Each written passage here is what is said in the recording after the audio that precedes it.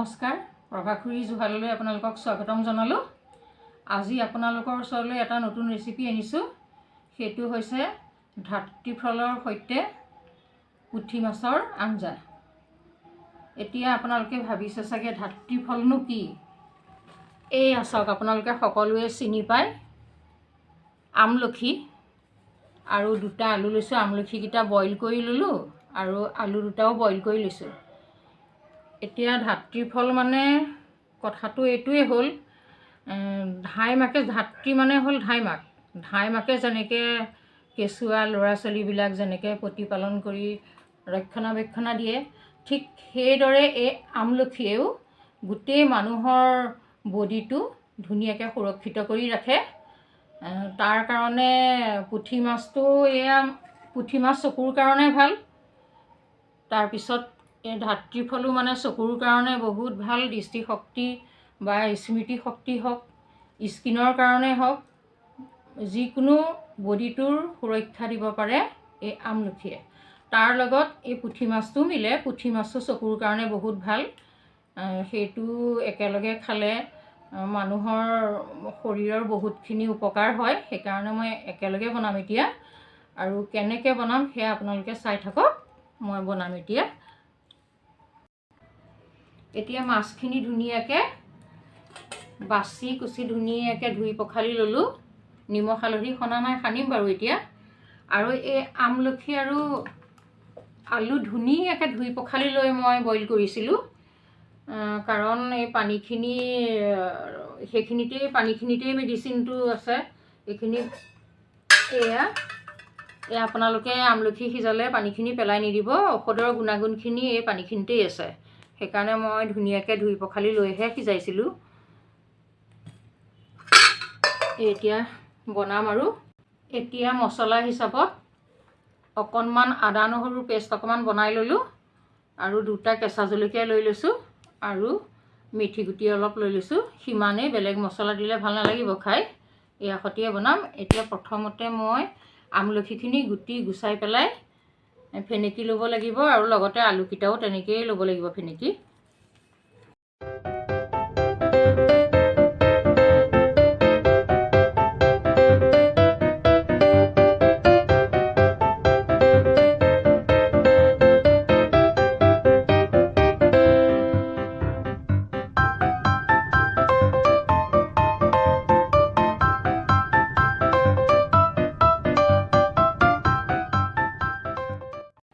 আমলখি আলুখিনি সানি হৈ গ'ল। হেতাৰে ধুনীয়াকৈ সানি ল'লোঁ। এতিয়া মাছখিনি নিমখ হালধি সানি আৰু ভাজিবলৈ আৰম্ভ কৰোঁ।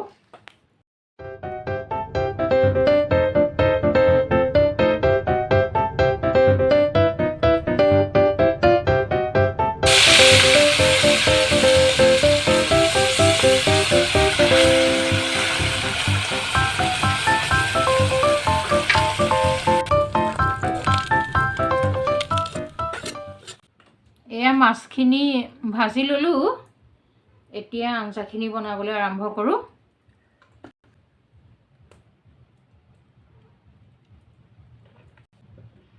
এয়া তেল পকিলে আৰু প্ৰথম মেথি গুটিখিনি দি লৈছোঁ।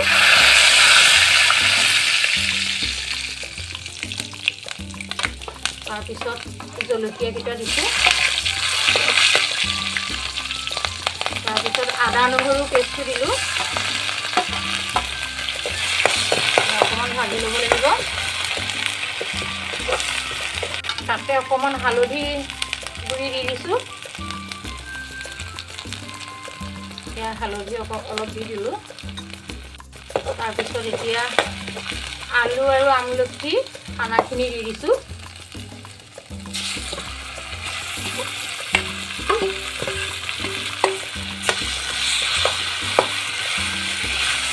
ভাজিব লাগিব ভালকৈ।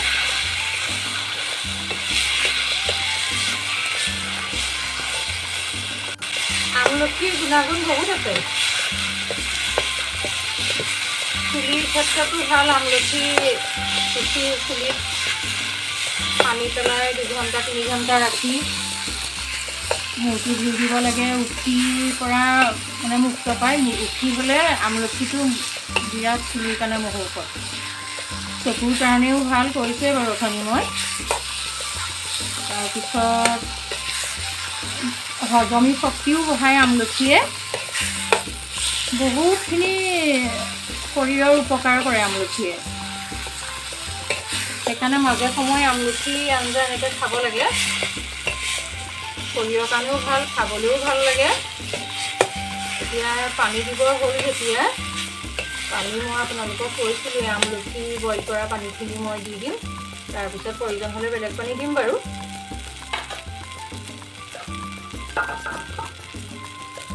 এয়া আমলখি বইল কৰা পানী।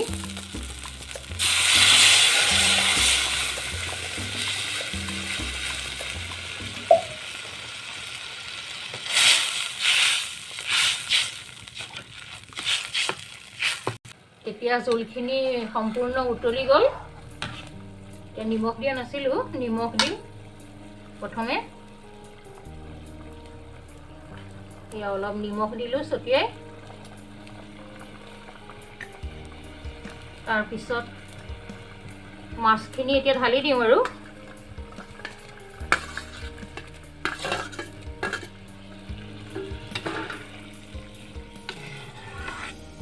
অকণমান 5 মিনিট সময় এতিয়া উতলিবলৈ দিব লাগিব। পানীটো অকণমান শুকাওক আৰু মাছখিনিও আঞ্জাৰ লগত মিলি যাওক। ঢাকোন নেমাৰোঁ, ঢাকোন নমৰাকৈ এনেকৈ অকণমান সময় 5 মিনিট উতলাম আৰু নমাই দিম। এতিয়া হৈ গ'ল 5 মিনিট, নমাবৰ হৈ গ'ল।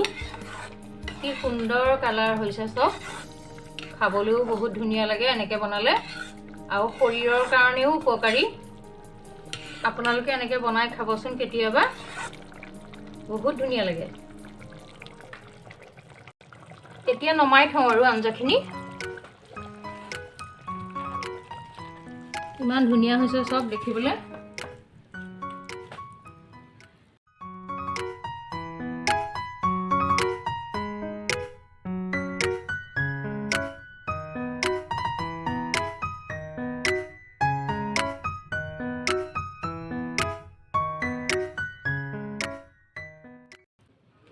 আজি ভিডিঅ'টো চাই যদি ভাল পালে আপোনালোকে লাইক, কমেণ্ট, শ্বেয়াৰ কৰিব আৰু লগতে মোৰ চেনেলটো ছাবস্ক্ৰাইব কৰিব। ধন্যবাদ।